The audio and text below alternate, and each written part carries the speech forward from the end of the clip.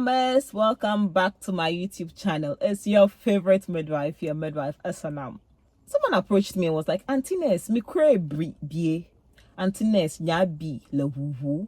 CSA me woy abie hu. Auntie Ness, CSA ni fear wound egbele. And I was like, how? Other times, it's been several complaints from different people. Sometimes it's that they can see a pass and all that. And then sometimes the home doctors, as I like to call them, tell them that it's okay. No. What is the opening of the wound? And why is the pass from the wound? That leads me to today's topic, surgical site infection. So a surgical site infection is when the wound is infected by a bacteria within 30 days of operation. Sometimes it happens after, but mostly it's within 30 days. For my mamas, I'm talking about the cesarean section, which we did. So the CS ward, there's an infection in it. There's a bacterial infection. And then it can lead to redness around the site. It can lead to extreme pain. There's some pain that comes there, which is tenderness within the first 3 days. But this is usually the extreme pain. Surgical site infections typically starts between day 4 to day 7. By then, most of my mamas would have been at home or would have been processing your discharge, because you are likely to have been discharged by that time before noticing it. So what are the signs, and then what's the likelihood of it happening? According to WHO, surgical site infection is globally likely to happen to 2 to 7 women out of 100 women. 2 to 7 women out of 100 women. And unfortunately, here in Africa, it's likely to happen to 20 out of 100 women. Breaking down further, 1 out of every 20 women.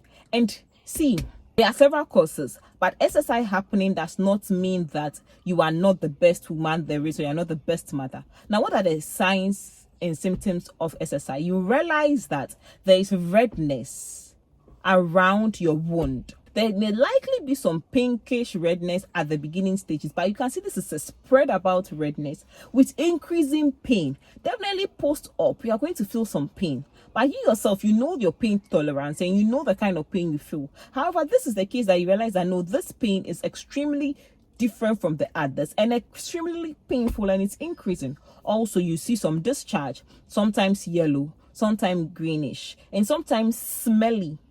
Nah, it's not okay. It's not right. It's not right. And sometimes for some, the wound will gape.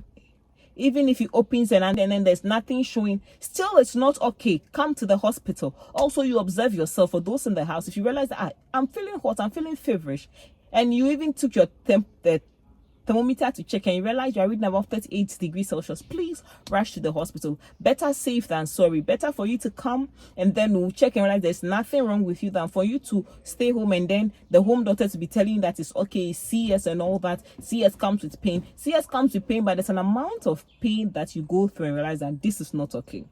This is not okay. Also, what are the risk factors of you having an SSI? Number 1, women with BMI of over 35. So I have women who are on the higher side. It's like obese mothers, women who are on the tougher side rather.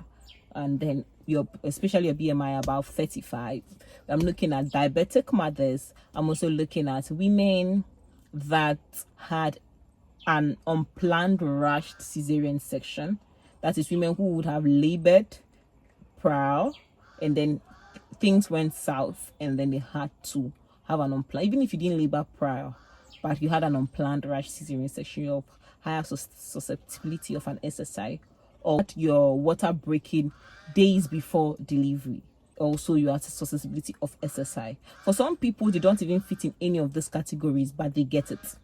And you don't have to beat yourself to it because it's more common than we like to acknowledge. Now, a lot of people have their wounds healed normally after CS. So this not to even scare any mother who's done CS or who is preparing for CS that you have an SSI. No. But I just want to tell that in the eventuality that it happens, you are facing it currently and you realize that the risk factors, none of it was actually your fault, then let it go. Now, what are some of the things that you have to do? What part do you play in it? What's your responsibility? Because I believe that we all have a part to play, a role to play in our health. Number 1, make sure that the wound section is dry and clean. Dry and clean. For mothers who are cleaning themselves, you make sure that the place is dry. Those who are bathing, cover your incisional site before you bath. Make sure it's clean. Everybody, before leaving the hospital, based on how many days you are gone post CS, you'll be told whether you can start bathing or you still clean yourself. Either ways, make sure that your wound is clean and dry. Also, your diet. Make sure that you eat food high in protein so you can help with your wound healing. More fruits, more vegetables, and taking loads of water. Make sure that you wash your hand even before your hand will touch any part, especially where the incisional site is. Let your hand always be clean. For those of you that your hospital, based on your hospital protocols, would have taught you how to clean your wound, please clean it as thoughts. Don't add anything. Don't add any powder. Don't add any herbal concoction. I understand those in the house may be meaning right. I understand that they love you, which is why they're giving you all that. But don't add anything. Do it as the protocol which the hospital gave you. Please make sure that you wear loose clothing so that the incisional area would be free. It will breathe. In other words, yeah. And also for those of us who are wearing underwears, make sure that your underwears are neat. Yeah. And you don't put them straight on the incisional site, either under or above. Yeah. That brings me to the end of my video today. Please do share it to any mama that you think needs this information.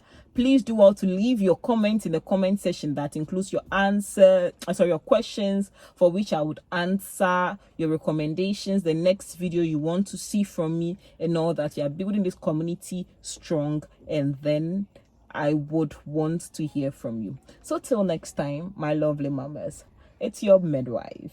E to the S to the E to the N to the A to the M. Bye-bye.